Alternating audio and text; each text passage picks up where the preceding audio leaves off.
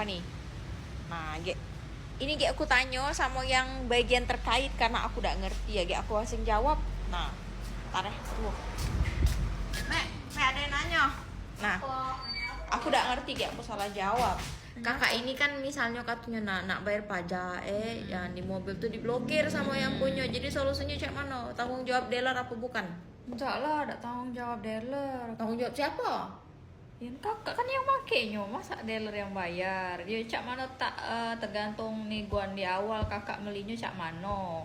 Kalau uji dia, dak kami nyual cak inilah kak. Ya, itulah berarti kakak yang balik namu.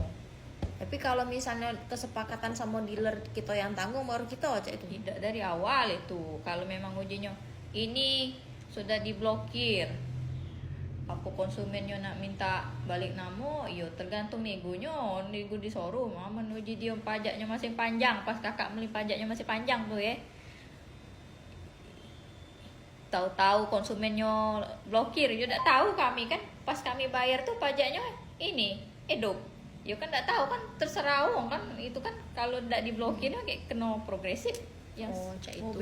Jadi intinya ini ya. Intinya tergantung nego kakak dari awal. Apa kakak beli mobil second itu ya, kakak terima balik namo kakak cak itu. Nah, jadi harus kita benar-benar nego di awal kak. Sesuai nego, bukan aku udah bisa ngomong di sini tanggung jawab showroom aku bukan, tapi tergantung negoan kakak dari awal itu kakak terima balik nama kakak atau dengan kondisi apa adanya. Sampai sini ngerti tak? Kalau tidak ngerti ya silakan tanya lagi di komen. Oke, semoga memuaskan ya jawabannya.